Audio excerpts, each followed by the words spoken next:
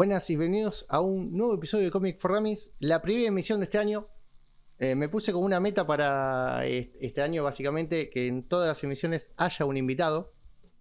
¿Por qué? Porque así aprovechamos más lo que es los lanzamientos, las notas, como para empezar a difundir un poco más de lo que hacemos generalmente, lo que es el mundo de la historieta nacional. Y hoy tenemos una invitación muy especial, porque hace poquito,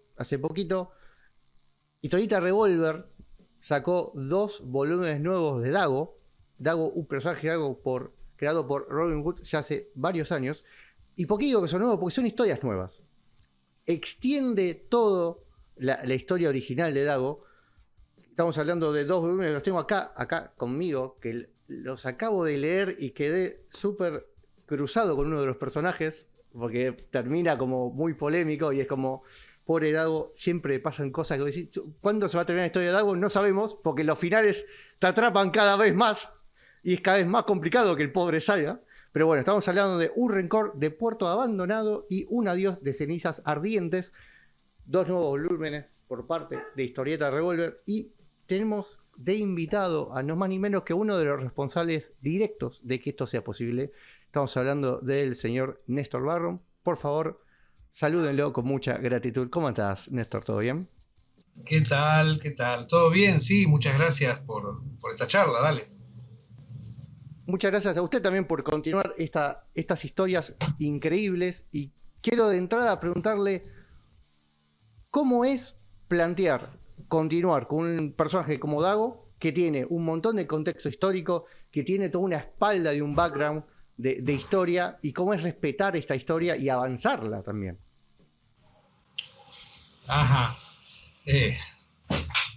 Mira, como la mayoría de los artistas de historieta, yo primero fui lector de historieta, por supuesto, ¿no? Que es lo que le pasa, creo, a todos los artistas de historieta. En eso, Dago fue uno de los primeros. No, en realidad ya era. No, Dago ya era, yo era más grande cuando salió Dago. Pero fue como uno de los principales ídolos, ¿no? Digamos. Y digamos, yo lo conozco desde que empezó, lo seguí desde que empezó, digamos, tengo idea de la historia desde siempre. Después tuve la suerte, más adelante, de hablarlo con Robin, de charlar con él sobre el personaje. Y con el tiempo, lo que voy a decir no es algo que está bien, puede no haberme salido bien, pero sí, con el tiempo logré, desde mi visión, entender un poco a ese tipo. Porque después de tantos años, digamos, en Dago, las aventuras son muy importantes, por supuesto, pero más que nada hay un personaje que yo casi diría persona. Entonces por ahí lo más complicado con Dago es tratar de llegar a meterse en la cabeza de ese personaje, que además no, digamos, si hubiera sido una creación original mía no sería tan complicado, pero es una creación de otro, y no de cualquier otro además, sino de Robin, que ha sido, por supuesto, es sabido, pero nunca está de más repetirlo, uno de los más grandes que hemos tenido en la historieta argentina, ¿no? Así que, digamos, yo, cuando tuve que encarar a Dago, yo había hecho mucho trabajo con Robin, hice muchos personajes de él en otro momento, pero curiosamente Dago es el único personaje que yo no había hecho anteriormente con Robin. Yo lo estaré haciendo, no me acuerdo ahora, hará 10, 12 años. Era el único que no había hecho nunca antes con Robin. Solamente en algún momento él me había pedido algunas historias como para usarlas, pero no había trabajado nunca había hecho guiones de Dago con Robin. Así que bueno, cuando tuve que arrancar, era como, digamos, encontrarte con, a ver, este amigo, hace mucho no lo veo, este amigo, a ver, vamos a charlar a ver en qué anda. Entonces, bueno, me puse un poco al día porque para el que no tiene idea, Dago se publicó acá hace muchísimo, 30 y pico de años, creo que son ya, deben ser unos 35 años, ponele. Y, y después siguió en Italia. O sea, siguió la historia como si no se hubiera cortado nunca, se cortó solamente en Argentina. Así que bueno. Es una cuestión de publicación acá, porque como dice usted, la historia siguió, pero Sí, siguió. creo que acá no ha llegado. Exacto, exacto. Y es mucho material, muchísimo más del que se hizo acá en Argentina. Es mucho más material, a esta altura, muchísimo más de lo que se hizo en la Argentina. Es un personaje más italiano ahora que de aquí. Así que bueno, cuando llegó el momento, por ahí tuve que recurrir a los últimos añitos que yo no había seguido tan de cerca para seguir adelante el personaje y nada, y ahí sí ya arranqué y bueno, y acá estamos todavía, por suerte, haciéndolo. Haciéndolo sufrir al pobre Dago. Porque, sí, eso sí, eso sí, claro. Bueno, pero decía, sí. Decía en algún lugar de la Ilíada o de la Odisea, de alguno de los dos, hace tanto que leí esas cosas, Homero decía que los dioses envían calamidades para que tengamos algo que contar. Está bien. Entonces, y creo que es como la definición, en realidad, de la definición de la literatura de aventuras fantásticas o lo que sea, de la literatura en general. Perdón si dije literatura hablando de historieta, pero lo dije a propósito. Para mí no hay nada que perdonar. O sea, es un género, es una forma de contar historias. Es una forma, exactamente, es una forma de la narrativa, nada más que eso. Ni es ni más grande, ni más chiquita, ni nada. Es una forma más, nada más. Y ahí, algo interesante que es, bueno, ese periodo donde se publica más en Italia. Que, sí. A ver, sí, conjuntura argentina, todos sabemos, siempre estamos en problema. Pero siempre estamos. Ahí hay una cuestión de que también el público de toda la parte europea, ¿no? También fundamentalmente en Italia, pero hay como que abrazó la historia. Y no solamente esta historia, sino otras historias que también fueron para allá y que pegaron mucho. ¿Vos creés que ese público es más receptivo a esta clase de historias o porque ve reflejado más su historia? Porque Dago tiene un bagaje histórico bastante importante. No. Digamos, que por ejemplo el caso de Dago y otras historias tengan una cuestión, perdón la repetición, histórica justamente. Por supuesto es algo que atrae al público europeo, porque, etcétera. Pero no es que allá siguió y pegó mucho, porque realmente es como un mito Dago en Italia, y otros personajes, porque haya más interés y acá no, fue solo una cuestión económica nada más. O sea, se publicaba, se dejó de publicar, cuando esto fue, por supuesto, hagamos un poco de historia, es cuando cierra la editorial Columba, ¿no? Claro. Que durante 70 años había llenado de historietas a este país y un día desapareció, y hubo muchos años a partir de eso, porque en realidad Columba creo que tiene un final oficial, no sé si en los 99, 2000, pero Columba terminó en el 95 en realidad, 96, después era como un remanente de cosas, digamos. Y entre ese 95, 96, que realmente es donde dejaron de producir, pasaron varios años donde acá no se produjo nada. Hasta mucho después se empezó de a poquito en forma independiente. Entonces ahí hay como un agujero grande, que, digamos, de lectores huérfanos, que por ahí después, bueno, nada. Pero era simplemente porque no había material. Cada vez que hubo una iniciativa para mostrar un material así acá, fue bien respondida. O sea, la gente tiene ganas. Es así. Sí, en los últimos años se vio por lo menos yo veo un alza importante, no solamente porque proliferaron los eventos y que tal vez hay que ver ahora cómo se va acomodando en la actualidad, pero hay varias editoriales, por ejemplo, Historieta Revolver, que empezó también Sí, sí. bastante fuerte este último tiempo.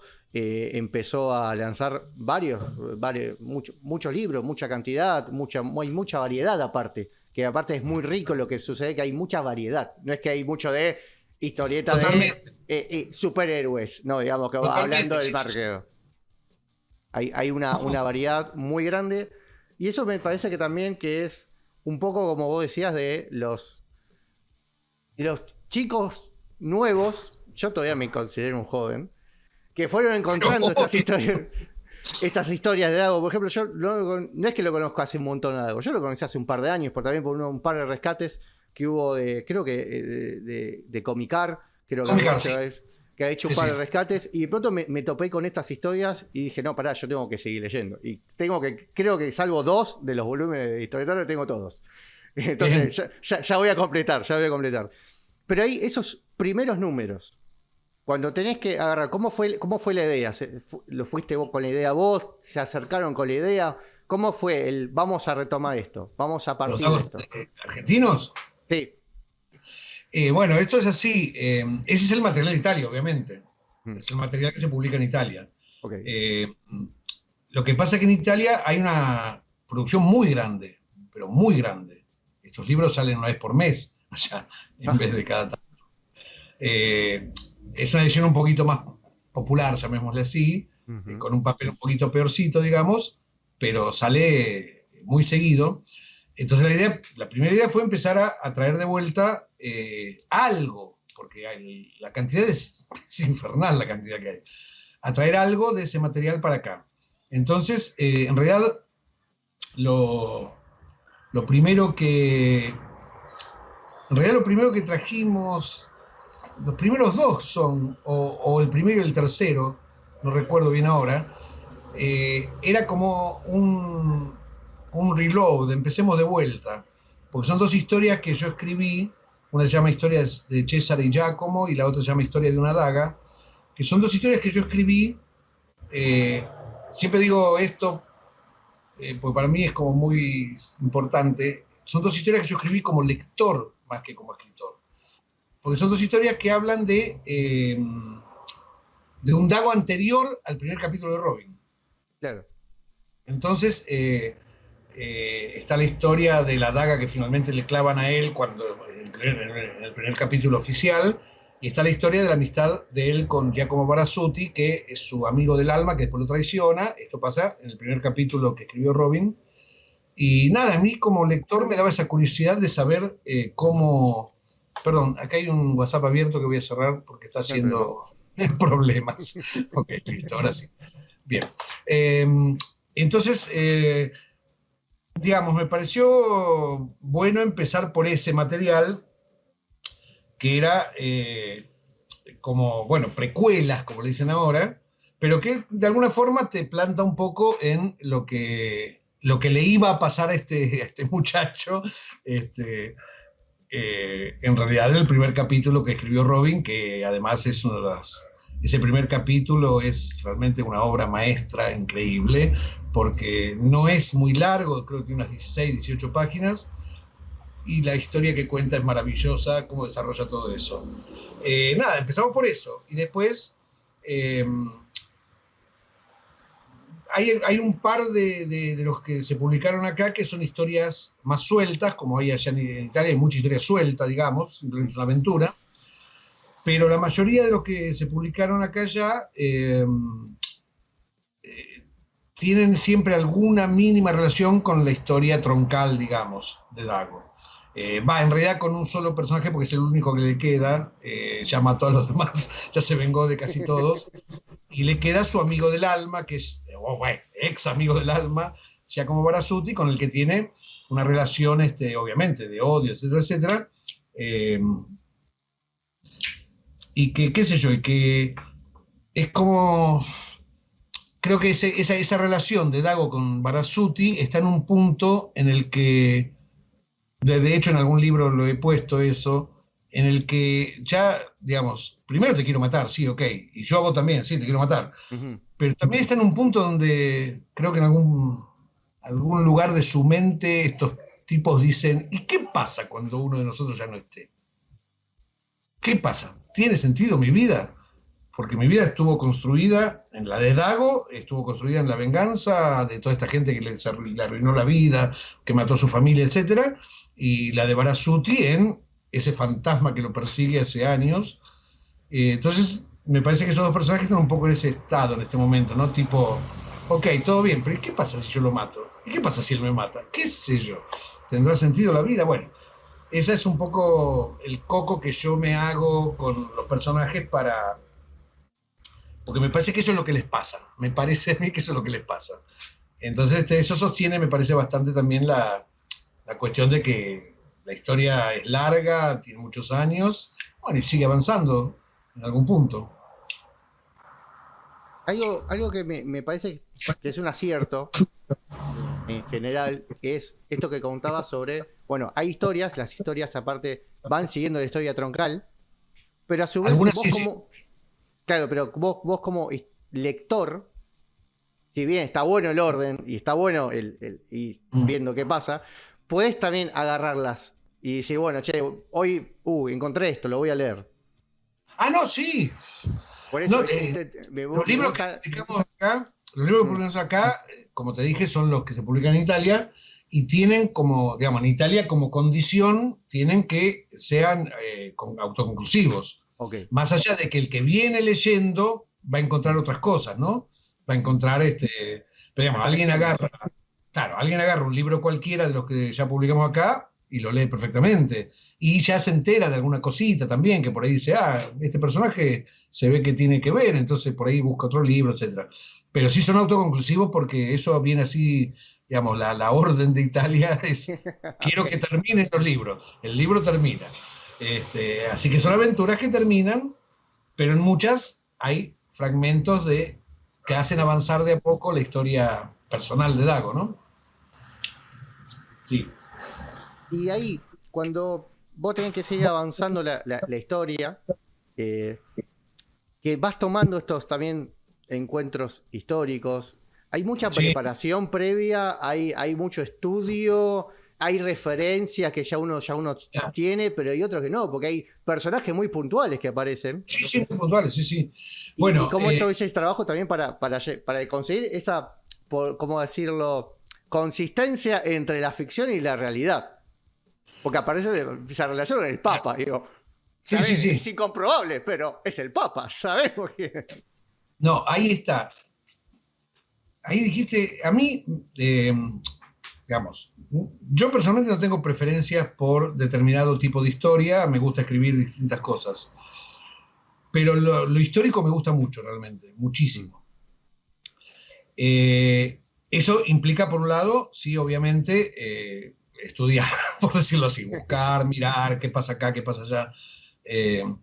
Porque, obviamente, digamos, cuando se menciona personajes o hechos históricos, no puede haber una sanata, no puede ser cualquiera.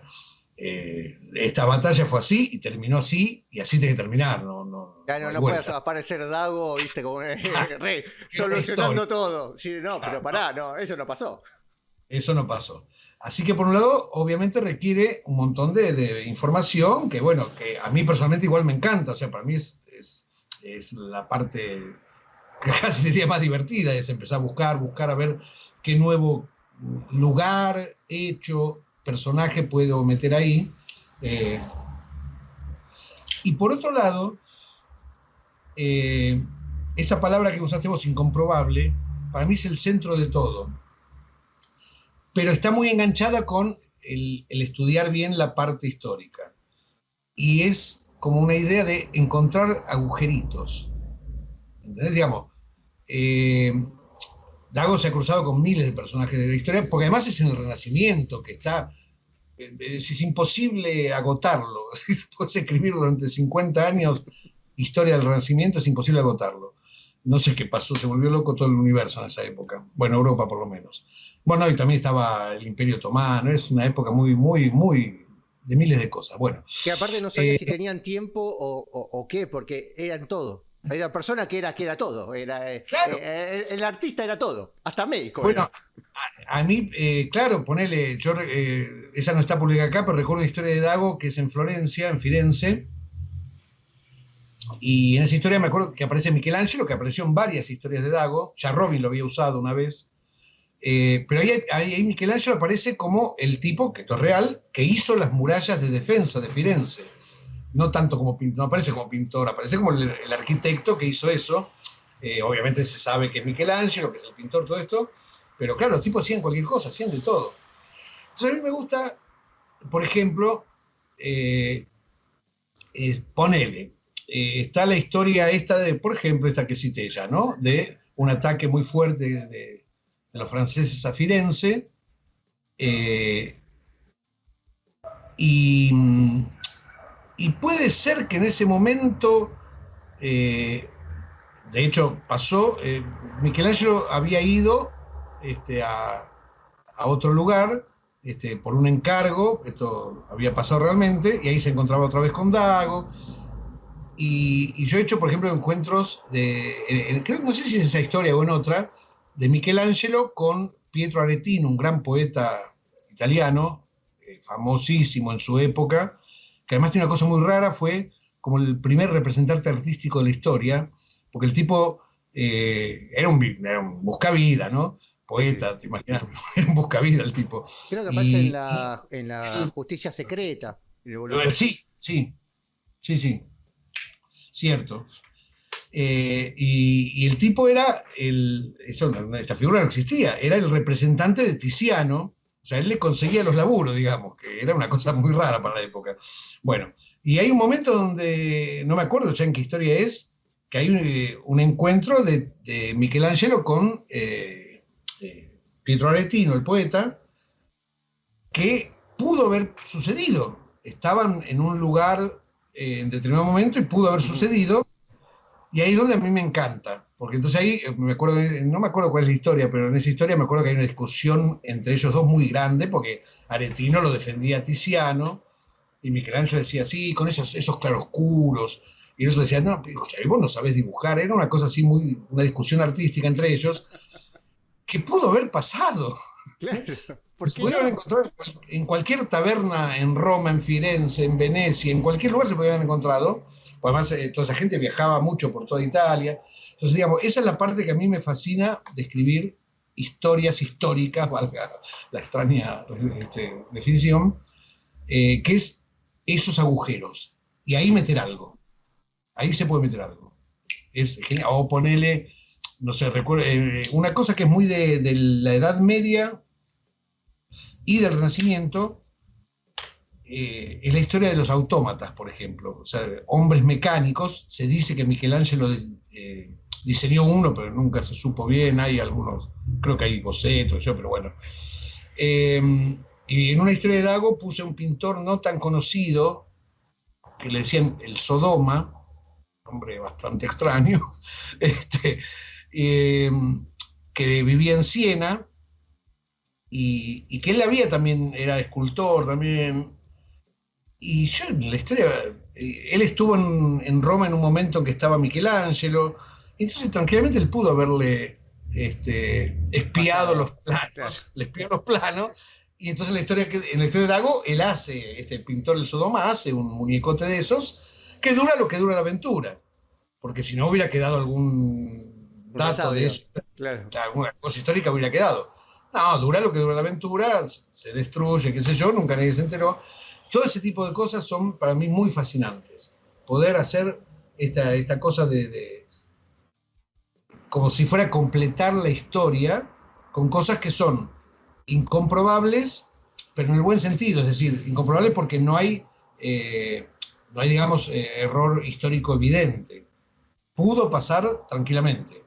Ahora, no, ya sé que no sé si pasó porque lo escribí yo, pero pudo pasar tranquilamente. ¿Sabes qué? Quiero aprovechar su presencia también porque estamos a una semana de lo que fue el Día de los Veteranos de Malvinas, que estuvimos hablando Sí, también en el programa, y había leído, y el año pasado, que también aprovecho para reposteé el reel de Instagram que había hecho, que había recomendado porque lo había leído, me gustaba mucho Malvinas, el cielo de los halcones. Sí, de Walter Taborda. Y nada, quería contarle también preguntarle en verdad cómo fue la experiencia también, ¿no? De hacer este material, que también tiene este bagaje histórico, que obviamente Sí, nos toca mucho más de cerca, ¿no? Pero sí, también, claro. ¿cómo fue también ese momento para hacerlo y cómo vivió también todo el proceso? Sí, eso, mirá, primero, yo era muy amigo de Walter Taborda, dibujante que se nos fue hace ya como 5 años, ya no recuerdo, no quiero ni recordar cuándo. Muy joven murió, bueno, y era uno de los más grandes artistas que tuvimos acá. Como no es el único caso de él no es el único caso, acá era mucho menos conocido que en otros lados. Mm. Él, digamos, durante todos los 2000 hizo una gran carrera en Francia, en Bélgica, Suiza. Bueno, en Italia ni hablar, Italia es adorado todavía el día de hoy. Pero tenía una gran carrera en Europa. Y acá ha publicado muy poco, realmente. Digamos, bueno, nosotros publicamos Malvinas, se había publicado en Historieta Revolver varias cosas de él, pero acá no tenía mucho el publicado. Ya digo, le han pasado a varios artistas nuestros. Y eso nació, bueno, justamente estábamos con él en Europa y, y, eso nace allá en realidad, un editor suizo, un día que nos invitó a comer, qué sé yo, en una pizzería en Ginebra, y charlando yo. Y este editor tiene todavía una colección de historietas sobre aviones, o sea, exclusivamente historietas que tengan que ver con aviones. Y Walter era un fan de los aviones, era un fanático de los aviones, ¿viste? Los armaba, todo ese tipo de cosas. Entonces, bueno, esa vez salió esa charla de los aviones, de la colección de historietas de aviones, y Walter en un momento menciona el tema de Malvinas, porque el libro que hicimos con Walter es exclusivamente sobre la parte de la guerra aérea. Ahí obviamente aparece la guerra en el continente, en las islas, pero la historia es la guerra aérea más que nada, que además fue como una guerra aparte de la otra, son como dos guerras Claro. en una. Y, y el editor este suizo se quedó y le dice, ¿pero vos estás diciendo que ustedes pelearon con los ingleses?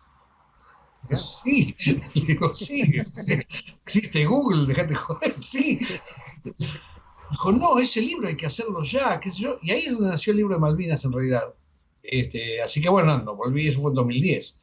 Volvimos, nos pusimos a trabajar y ahí también trabajamos, primero con material, porque un par de pilotos habían escrito libros, por ejemplo.